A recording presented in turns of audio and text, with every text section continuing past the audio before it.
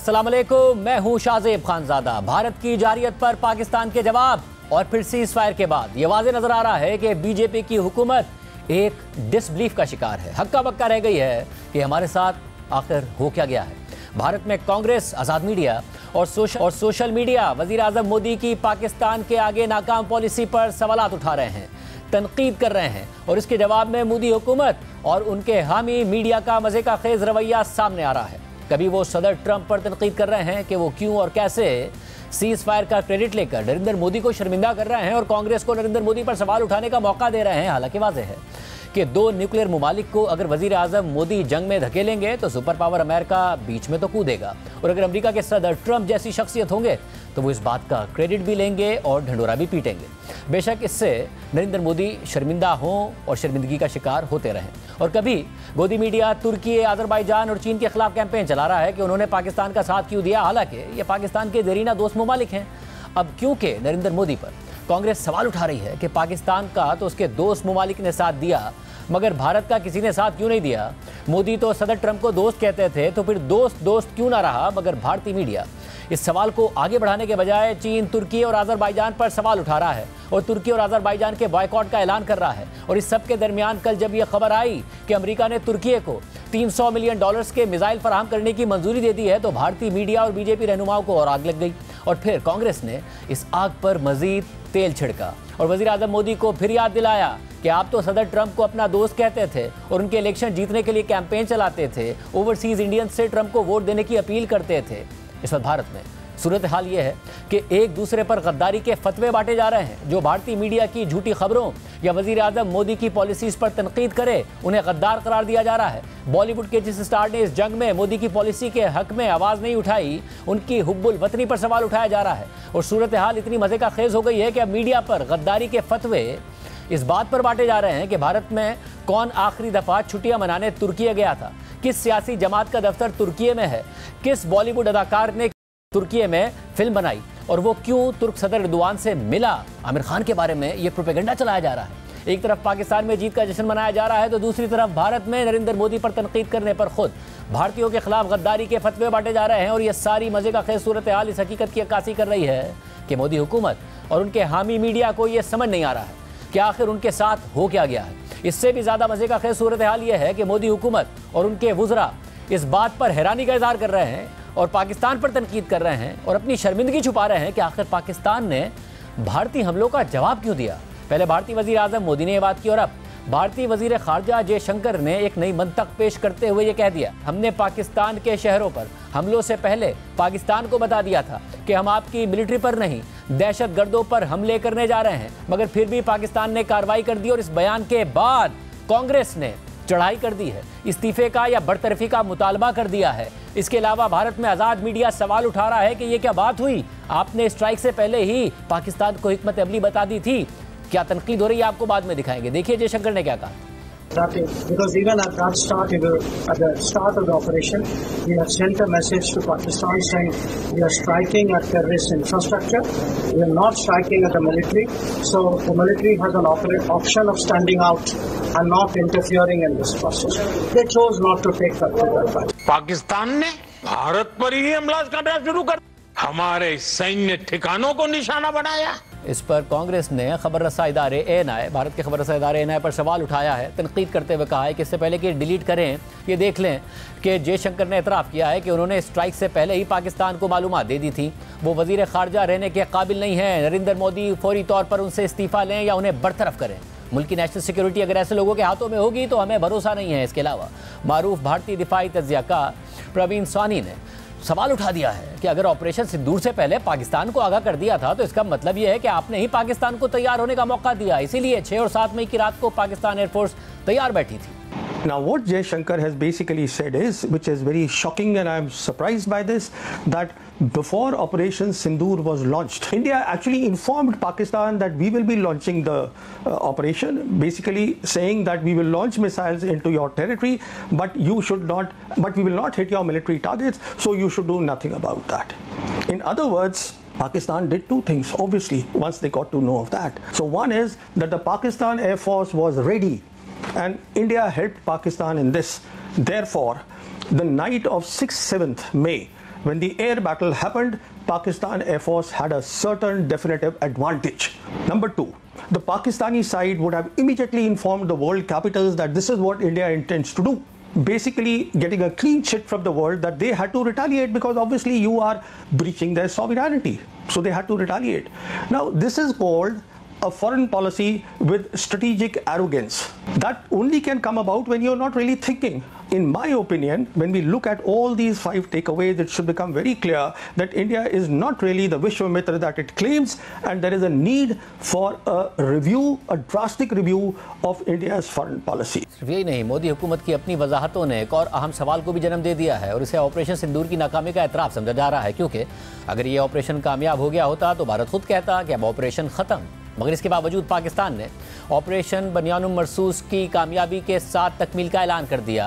पाकिस्तान में जश्न मनाया जा रहा है, मगर मोदी हुकूमत कह रही है कि ऑपरेशन सिंदूर अभी खत्म नहीं हुआ।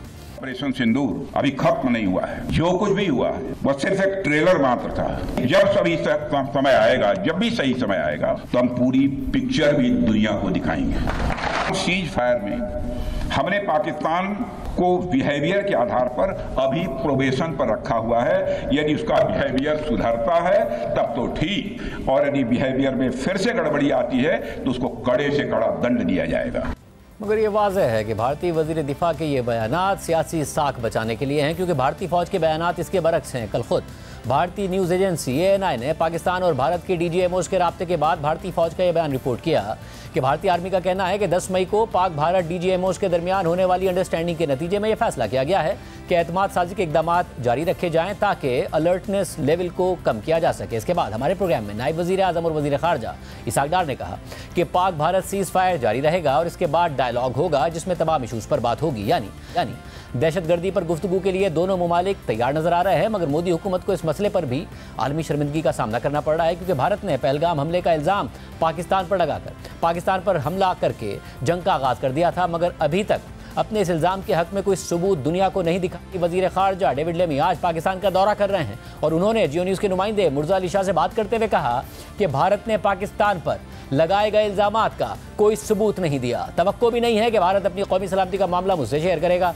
पाकिस्तान और भारत के दरमियान जंगबंदी नाजुक मामला है। साथ ही खुद भारतीय वज़ारत ख़ारजा के तर्जुमान ने परसों ही तस्लीम कर लिया था कि अभी पहलगाम वाक़े की तहकीकात मुकम्मल ही नहीं हुई हैं, मगर फिर भी मोदी हुकूमत ने इंतहाई गैर संजीदगी का मुजाहरा करते हुए पाकिस्तान पर हमला कर दिया। इसी तरह वज़ीर आज़म मोदी की हिमायत करते करते भारतीय मीडिया भी झूठ को सच और सच को झूठ दिखा रहा है। देखिए पाक भारत तनाव के दौरान बीजेपी के हामी मीडिया और सहाफ़ी कैसे झूठी रिपोर्टिंग कर रहे थे और अब इसकी तावीलें दे रहे हैं, और मोदी की जमात बीजेपी इस वक्त इस झूठ के साथ खड़ी हो गई है और जो आज़ाद मीडिया रिपोर्टिंग कर रहा है उसके खिलाफ बात कर रही है। पहले ये क्लिप देखिए कि किस तरीके से झूठी खबर फैलाई गई थी, फिर हम आपको दिखाते हैं कि क्या किया जा रहा है। भीतर दाखिल हो गई भारतीय सेना और देखिए मेजर गौरव आर्या को। ये इसका मतलब समझिए ये क्या है, ये अब पराक्रम का वो प्रदर्शन है जिसकी ताव झेल नहीं पाएगा पाकिस्तान। अज्ञात बॉर्डर पर कहा जा रहा है कि भारत की सेना, भारत की आर्मी घुस गई है। अभी तक तो कहा जा रहा था कि सिर्फ एयरफोर्स अटैक कर रहा है, लेकिन अब भारत की आर्मी घुस गई है। मेजर गौरव आर्या, एक बार नेवी बीच में आके कराची पोर्ट पे आग लगा दे, मजा आ जाएगा। एक बार नेवी वाले आप भी जरा अपना इसमें हिस्सा डालो। आर्मी अंदर घुस गई है पाकिस्तान में।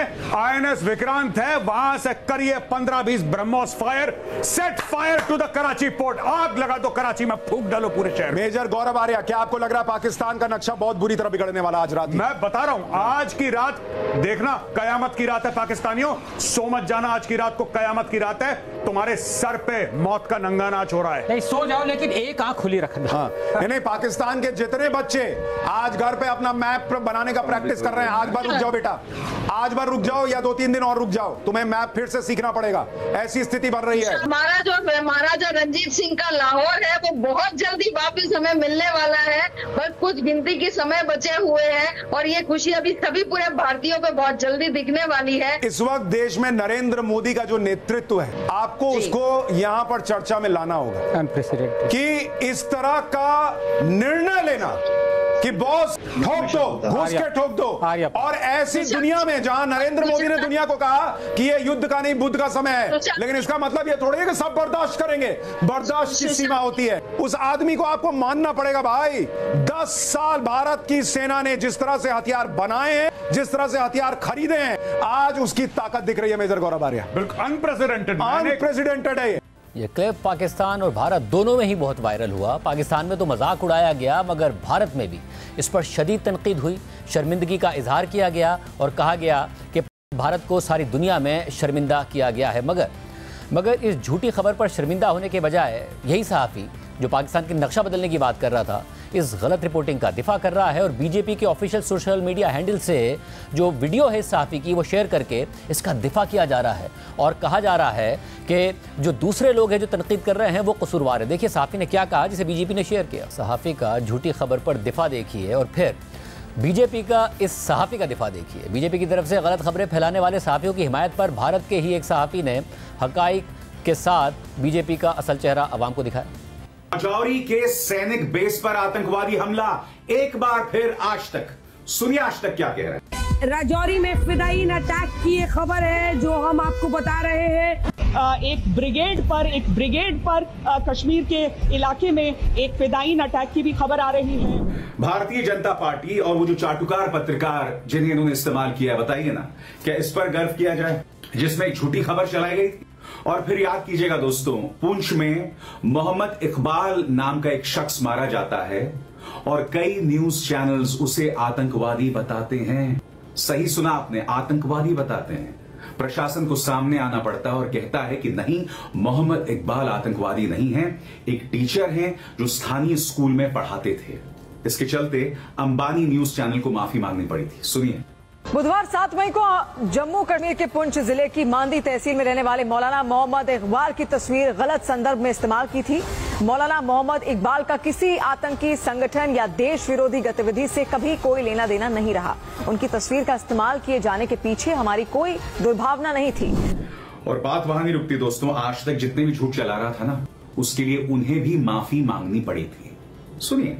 हमारी पूरी सतर्कता के बावजूद कुछ अधूरी रिपोर्ट्स ऑन एयर हो गई, इसके लिए हम आपसे माफी चाहते हैं। हमारा आपसे वादा है 100% और पूरी तरह से सत्यापित खबरें आप तक पहुंचाने का। अब मुझे भारतीय जनता पार्टी बताए, क्या मैं इस मीडिया पर गर्व करूं? और अगर मैं इस मीडिया पर सवाल उठा रहा हूं तो क्या मैं देशद्रोही हूं? सबसे बड़ी बात, उस एक पंक्ति में तुमने देश का मीडिया और देश की सेना दोनों को एक पैमाने पर रख दिया। देश का मीडिया पहले आ रहा है, उसके बाद देश की सेना आ रही है। भारतीय जनता पार्टी इसके जरिए सेना का अपमान नहीं कर रही तो क्या कर रही है? भारत में जिस सहाफ़ी ने फौज के तर्जुमान से यह सवाल पूछा था कि क्या हमारे भी रफाल तैयारे गिराए गए हैं, बजाय इसके कि सवाल पर कोई बात होती, उस सहाफ़ी के खिलाफ ही भरपूर कैंपेन चलाई गई है, उसकी उबुलवतनी पर सवाल उठाया गया है। यह हक़ाइक़ भी सहाफ़ी ने सामने रखी। हिंदू के एक पत्रकार ने एक प्रेस कॉन्फ्रेंस में सवाल पूछ लिया कि हमारे कितने प्लेन्स को नुकसान पहुंचा है। इसके जवाब में एयर मार्शल भारती ने कहा, एक अच्छा सवाल है मगर यह समय नहीं है और मैं आपको बता नहीं सकता हूं।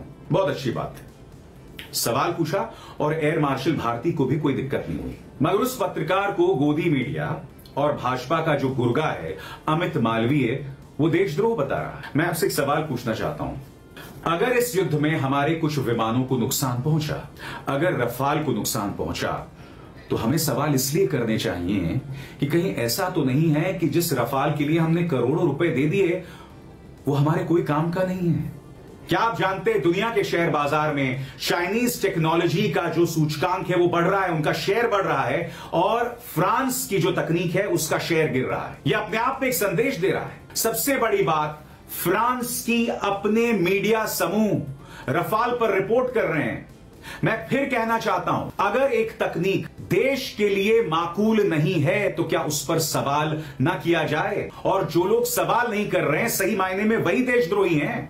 इस पूरी सूरत हाल में भारत में अपोजिशन जमातें वजीर आजम मोदी पर न सिर्फ तनकीद कर रही हैं बल्कि सोशल मीडिया पर वजीर आजम मोदी के पुराने क्लिप्स चलाकर उनकी ट्रोलिंग भी की जा रही है। कांग्रेस नरेंद्र मोदी के एक पुराने इंटरव्यू का क्लिप शेयर करके ट्रोलिंग कर रही है, जिसमें नरेंद्र मोदी उस वक्त कांग्रेस के वजीर आजम मनमोहन सिंह पर तंज करते हुए कह रहे हैं कि पाकिस्तान के खिलाफ कार्रवाई के सिलसिले में अमेरिका और दुनिया के दबाव में आने के बजाय उल्टा उन्हें दबाव में लाना चाहिए। लेकिन इंटरनेशनल प्रेशर है, उसका भी तो ख्याल रखना पड़ेगा सरकार को। इंटरनेशनल प्रेशर पैदा करने की ताकत आज हिंदुस्तान में 100 करोड़ का देश है। पूरी दुनिया पे प्रेशर हम पैदा कर सकते हैं जी। कोई हम पर कैसे प्रेशर पैदा करे? ये उल्टी गंगा क्यों चले, मैं हैरान हूं जी। पाकिस्तान हमको मार के चला गया, पाकिस्तान ने हम पर हमला बोल दिया मुंबई में, और हमारे मंत्री जी अमेरिका गए और रोने लगे, ओबामा ओबामा ये हमको मार के चला गया, बचाओ बचाओ। ये कोई तरीका होता है क्या? पड़ोसी मार के चला जाओ और अमेरिका जाते हो? अरे पाकिस्तान जाओ ना। क्या तरीका होता? पाकिस्तान जो भाषा में समझे समझाना चाहिए। और अब कांग्रेस वज़ीर-ए-आज़म मोदी से सवालात कर रही है, उनके ये क्लिप्स दिखाकर सोशल मीडिया पर सवालात भारत में किए जा रहे हैं। साथ ही वज़ीर-ए-आज़म मोदी की ट्रोलिंग हो रही है। माजी का क्लिप दिखाए जा रहे हैं कि किस तरह उन्हें इक़्तिदार में लाने के लिए बड़े बड़े दावे किए गए थे कि जो पाकिस्तान का कश्मीर है वो भी भारत का हो जाएगा। आप देखना, चुनाव के बाद मोदी जी को तीसरी बार प्रधानमंत्री बनने दीजिए, अगले 6 महीने के अंदर आप देखेंगे कि पाक अधिकृत कश्मीर भी भारत का हिस्सा हुआ। ये इसके लिए हिम्मत चाहिए होती है, हिम्मत, दम हो तभी ये काम हो सकता है। सिर्फ यही नहीं, वज़ीर-ए-आज़म मोदी को ये ताने पड़ रहे हैं कि उन्होंने जिस ट्रंप की इलेक्शन मुहिम चलाई थी और अपना दोस्त कहते थे, वही आज भारत के खिलाफ इक़दाम उठा रहे हैं और वज़ीर-ए-आज़म मोदी को शर्मिंदा कर रहे हैं। देखिए मोदी कैसे ट्रंप की इंतखाबी मुहिम चला रहे थे। We in India have connected well with President Trump. The words of candidate Trump. अब की बार ट्रंप सरकार। सदर ट्रंप की एक अनप्रेडिक्टेबल शख्सियत है, वो कभी भी बदल सकते हैं, मगर फिलहाल वो मोदी की शर्मिंदगी का बाइस बन रहे हैं। इसके अलावा अपोजिशन जमातें और भारत के आम शहरी वज़ीर-ए-आज़म मोदी से मुसलसल ये सवाल कर रहे हैं कि वो प्रेस कॉन्फ्रेंस करके या पार्लियामेंट का इजलास बुलाकर सवालों का जवाब क्यों नहीं दे रहे हैं और क्यों खामोश बैठे हैं।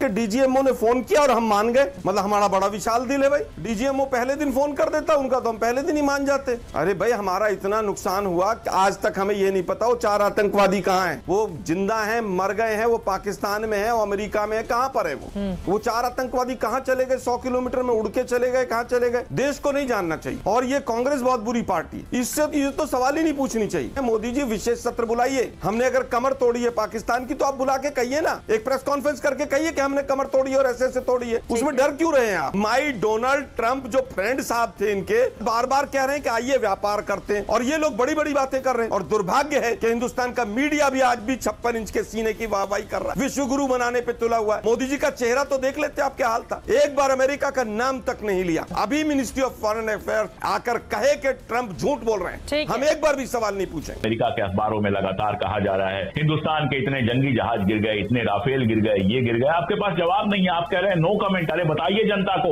अब तो बताइए जनता को कि सच्चाई क्या है। नहीं, झूठ बोल बोल कर लोगों के अंदर व्रत भर भर के आपने अपनी सत्ता इतने साल तक बचा के रखी है, और अब इस मौके पर आप खामोश हैं। तमाम लोग सरकार के साथ खड़े हुए, लेकिन हुजूर आप ही देश के साथ खड़े नहीं हो पाए। बड़ा तेज तेज चिल्ला के माय फ्रेंड डोनाल्ड, इस बार ट्रंप सरकार, ये कभी कांग्रेस ने तो नहीं कहा, ये मोदी जी ने ही कहा। बड़े दुख की बात है कि जो सीज फायर हमारे प्रधानमंत्री जी को पूरे देश को बताना था, वो वॉशिंगटन से डिक्लेयर हो रहा है। तो विपक्ष में खड़े होकर हम क्या करेंगे? सवाल नहीं पूछेंगे, क्योंकि वो सवाल देश की 140 करोड़ जनता के मन में तुरंत आया। लेकिन दोस्त दोस्त ना रहा, ट्रंप ना रहा। अब आज ट्रंप ये कह रहे हैं, कल ट्रंप वो कह रहे हैं, लेकिन सवाल तो जायज है। हम अगर मांग कर रहे हैं कि स्पेशल सेशन बुलाइए, देश की जनता को बताइए कि असलियत क्या है, क्या गलत है। 3 राफेल मार गिराए उन्होंने, इस पे कोई सवाल क्यों नहीं कर रहे हैं? आपने तो बड़ी प्रशंसा करके जो 526 करोड़ का मिल रहा था राफेल, वो 1670 करोड़ रुपए का खरीद के बड़े बखान किए थे। राफेल ये कर देगा, राफेल वो कर देगा, चीन डर गया, ये डर गया। अब एक भी छू नहीं है किसी से। नरेंद्र मोदी जी देश को बताए कि आपने सीज फायर किस दबाव में किया, किसके कहने पर किया, क्यों सेना को रोका गया, क्यों सेना के कदमों पर जो है सीज फायर की बेड़ियां डाली गई, और क्यों पाकिस्तान अधिकृत कश्मीर को भारत का हिस्सा नहीं बनने दिया। आप एक बार अंधभक्ति का चश्मा हटाना और उसे साइड में रखना, तो आपको पता लगेगा कि हम युद्ध हार चुके हैं। अब इस बात पे तालियां मत बजाना कि मोदी जी क्या कर दिया आपने, कैसे पाकिस्तान में घुसे। आपने 26 राफेल मंगवाए हैं, 2030 तक आ जाएंगे, फिर राफेल का करेंगे क्या युद्ध है? आपने हथियार खाली ऐसे रख रखे। यहाँ तक कि भारत की एक और अपोजिशन जमात आम आदमी पार्टी ने भी वज़ीर-ए-आज़म मोदी की ट्रोलिंग शुरू कर दी है। कांग्रेस और आम आदमी पार्टी दोनों एक कार्टून शेयर कर रही हैं, जिसमें दिखाया गया है कि अमेरिकी सदर ट्रंप तो एक बार नहीं कई बार बोल चुके हैं कि उन्होंने पाक भारत सीज फायर करवाया, मगर वज़ीर-ए-आज़म मोदी मुकम्मल खामोश हैं और ट्रंप के दावे पर जवाब ही नहीं दे रहे हैं।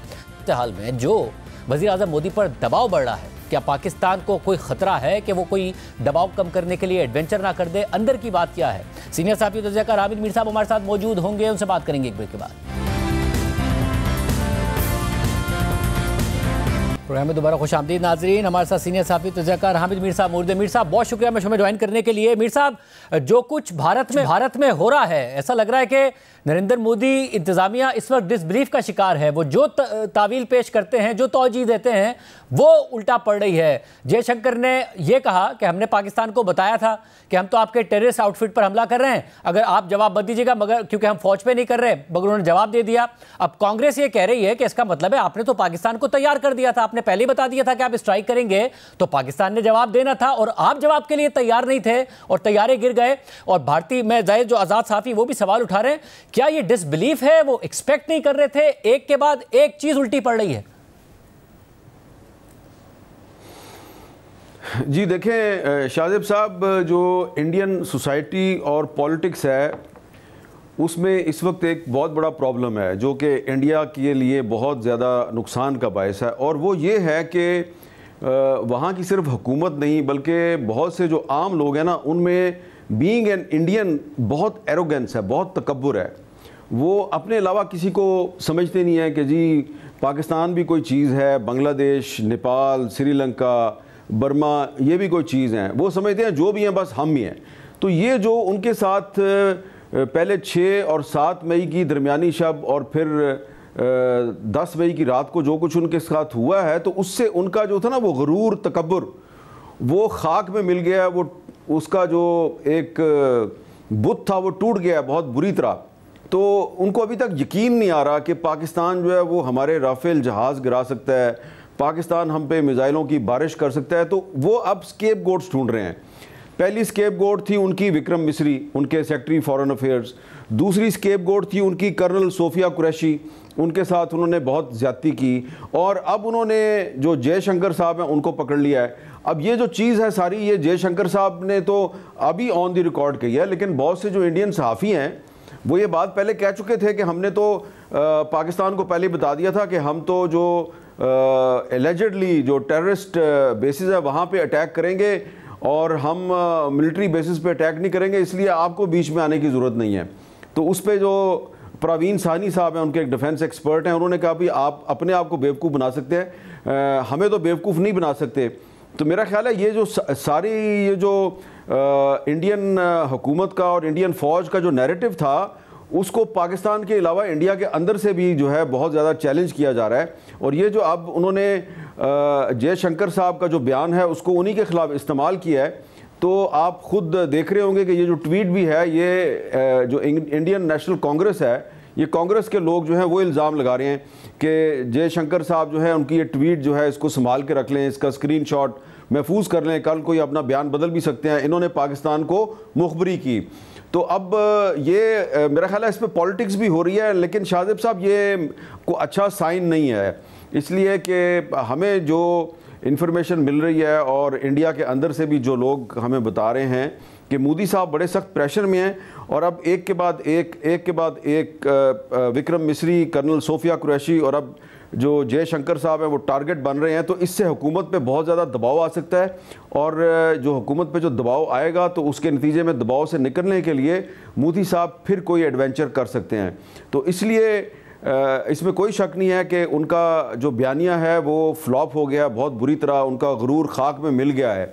लेकिन इस गुरूर का खाक में मिलना जो है वो एक इतनी बड़ी ट्रेजेडी है कि मोदी साहब जो है वो अपनी ट्रेजेडी को साउथ एशिया की ग्रेट ट्रेजेडी में तब्दील करने की कोशिश कर सकते हैं, इसलिए हमें होशियार रहना चाहिए। और हामिद साहब, एक ऐसे वक्त में जब डीजीएमओ का राब्ता होता है तो कल भारतीय जो फौज है उनकी तरफ से मस्बत जवाब आया कि अब अलर्टनेस को कम करना है, बात आगे बढ़ानी है। फिर पाकिस्तान ने भी कहा कि जी अब ये सीज फायर रहेगा, बात मुज़ाकरात तक जाएगी। मुज़ाकरात की बात मोदी भी कर रहे हैं, जयशंकर साहब भी कर रहे हैं, दोनों ही कर रहे हैं कि मुज़ाकरात होंगे, मगर ज़ाहिर है वो अपनी कंडीशंस अपनी डोमेस्टिक ऑडियंस के मुताबिक लगा रहे हैं। आपको लगता है कि इस सिनेरियो में भी खतरा मौजूद है कि इतना भरपूर जवाब आने के बाद अपना पॉलिटिकल कैपिटल वो मजीद दाव पर लगाएंगे कि पाकिस्तान पे फिर कुछ कार्रवाई करें और पाकिस्तान जवाब दे, तो पूरा ही रिस्क है उनके पॉलिटिकल करियर का? देखें शाहजेब साहब, 2-3 चीज़ें हैं। पहली चीज़ तो ये है कि मोदी साहब जो हैं वो जब POK की बात करते हैं, हाँ हम पाकिस्तान से बात करेंगे, POK पे बात करेंगे, यानी कि जो हमारा आज़ाद कश्मीर है उसको वो POK कहते हैं। दूसरी बात यह है कि जो उनके डिफेंस मिनिस्टर हैं राजनाथ सिंह, उन्होंने जो बयान दिया वो भी आप देखें कि वो इंटरनेशनल एटॉमिक एनर्जी एजेंसी जो है उसको कह रहे हैं कि पाकिस्तान के जो न्यूक्लियर वेपन्स हैं इनको आप अपने कंट्रोल में ले लें। सबसे अहम बात क्या है? सबसे अहम बात यह है कि एक मुल्क ऐसा था कि जिसका इस सीज़ फायर में बड़ा अहम किरदार था, और मैं उस मुल्क का नाम पहले दिन से ले रहा हूँ बार बार, लेकिन उन्होंने अपना किरदार जो है उसको ज़्यादा हाईलाइट नहीं किया, और इशारा मेरा जो है वो UK की तरफ है, बरतानिया की तरफ है। अब जो UK के फॉरेन सेक्रेटरी हैं वो पाकिस्तान के दौरे पे आ गए हैं, और मुझे ये बताया गया है कि हो सकता है कि वो इंडिया भी जाएं, और उनका इंडियन लीडरशिप के साथ भी राब्ता है। तो जो UK का किरदार है ना, ये बहुत अहम है। UK जो है 1948 की इंडिया पाकिस्तान वॉर में भी उसने सीज़ फायर में रोल प्ले किया, 1965 में भी रोल प्ले किया, 71 में भी वो बड़े एक्टिव रहे, 1999 की कारगिल वॉर में भी एक्टिव रहे, 2019 का जो स्टैंड ऑफ था उसमें भी वो एक्टिव रहे, लेकिन वो अमरीकी इंतज़ामिया की तरह अपना किरदार बहुत ज़्यादा हाईलाइट नहीं करते। तो जो UK के फॉरेन सेक्रेटरी का पाकिस्तान का दौरा करना ये बड़ा अहम है। इसका मतलब ये है कि उनको भी कोई कहीं ना कहीं कोई खदशा है कि सीज़ फायर तो हो गया लेकिन ये दोबारा एस्केलेशन हो सकती है। तो इसलिए जो आज यौम तशक्कुर की तकरीब थी जिसमें प्राइम मिनिस्टर भी थे, सर्विसेज चीफ भी थे, और भी बहुत से अहम लोग थे, तो वहाँ पर भी ज़्यादातर लोग यही बात कर रहे थे जिनकी इंडिया के हालात पे बड़ी गहरी नज़र है कि हमें इंडिया से ख़बरदार रहने की ज़रूरत है। और एक डिप्लोमेट थे वहाँ पे, वो भी हमें यही कह रहे थे कि UK का फॉरेन सेक्रेटरी अगर पाकिस्तान आ रहा है और फिर इंडिया भी जा रहा है तो इसका मतलब है कि इंटरनेशनल कम्युनिटी जो है उसको अभी तक ये खदशा है कि इंडिया कोई मिस एडवेंचर कर सकता है। वैसे और आपके ज़राए क्या बताते हैं, पाकिस्तान इस हवाले से अभी बिल्कुल होशियार है कि ऐसा नहीं है कि सीज़ फायर हो गया, बात ख़त्म हो गई, ट्रंप बीच में पड़ गए, अभी भी कुछ हो सकता है?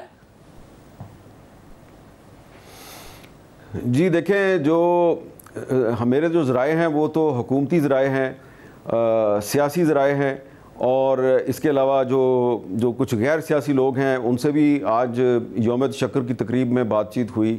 तो मुझे तो ऐसा लग रहा है कि हम एक तरह से अपना यौम फ़तह भी मना रहे हैं, यौम तशक्कुर भी मना रहे हैं, लेकिन साथ ही साथ हमारी हुकूमत और हमारी तीनों जो अफवाज हैं वो भी सारे के सारे जो हैं बहुत अलर्ट हैं, बल्कि हाई अलर्ट पे हैं। और मुझे ये लगता है कि अभी तक तो इंडिया को सिर्फ रिस्पॉन्ड बैक किया गया है। 6-7 मई को भी सिर्फ उनको रोका गया, और 10 मई को उन्होंने पहले मिसाइल अटैक किया, फिर हमने जवाबी कार्रवाई की, और बड़ी लिमिटेड हमारी कार्रवाई थी। गो कि हमने इंडिया की निस्बत उनका नुकसान ज़्यादा किया, उनके ज़्यादा टारगेट्स हिट किए। लेकिन अगर इस दफ़ा इंडिया ने कोई गलती की तो शाहजेब साहब अल्लाह करे कि ऐसा ना हो। हम नहीं चाहते कि इंडिया जो है वो ऐसी गलती दोबारा करे। हम इसलिए नहीं चाहते कि इस दफ़ा अगर इंडिया ने गलती की तो फिर उसका जो नुकसान होगा तो फिर वो आपको ये लोग जो है ना, इंडिया के जो लीडर्स जो हैं, जो अभी टेलीविज़न स्क्रीन्स पे आके काफ़ी झूठ बोलते हैं और कोई ना कोई अपने बयानिए को डिफेंड करने की कोशिश करें, तो अगर इंडिया ने दोबारा गलती की तो मुझे लगता है कि फिर ये अपनी शक्ल अपनी कौम को दिखाने के काबिल नहीं रहेंगे। बहुत शुक्रिया आमिर मीर साहब का तज़िया आपने सुना। एक ब्रेक शामिल करते हैं, एक और अहम डेवलपमेंट हुई है उसकी तफसीलात आपके सामने रखेंगे एक ब्रेक के बाद।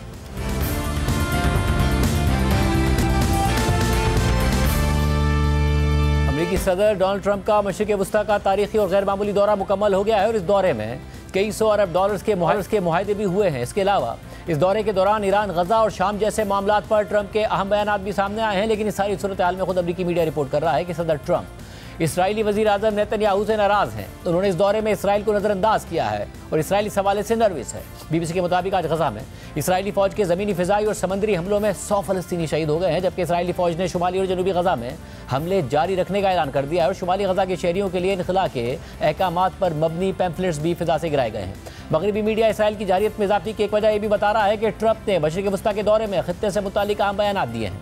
और मशरिक़ वस्ता से वतन वापसी के दौरान जहाज में सहाफ़ियों से बात करते हुए कह दिया है कि गजा में अगले महीने में बहुत सारी अच्छी चीज़ें होने जा रही हैं, जबकि इससे पहले उन्होंने अबू धाबी में कहा था कि हम गजा की सूरत हाल को देख रहे हैं, हमें निकालना होगा।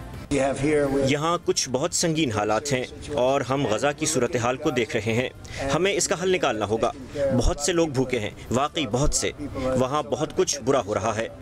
इसके अलावा मशरिक़ वस्ता के दौरे के दौरान शाम और ईरान से मुताल्लिक ट्रंप के बयानात ने भी इसराइल को परेशान कर दिया है। कतर के दारुल हुकूमत दोहा में एक तकरीब से खिताब करते हुए ट्रंप ने कहा कि अमेरिका ईरान के साथ जोरी मुआहदे के बहुत करीब है, क्योंकि ईरान ने इसकी शराइत मान ली हैं। जबकि इससे पहले ट्रंप ने सऊदी अरब में एक सरमायाकारी कॉन्फ्रेंस से खिताब के दौरान गैर मामूली ऐलान करते हुए शाम पर आयद पाबंदियां खत्म करने का ऐलान करके शाम के अबूरी सदर अहमद अल-शरा से भी मुलाकात की थी और सऊदी वली अहद शहजादा मोहम्मद बिन सलमान से अब्राहम अकॉर्ड्स का हिस्सा बनने की ख्वाहिश का भी इज़हार किया था।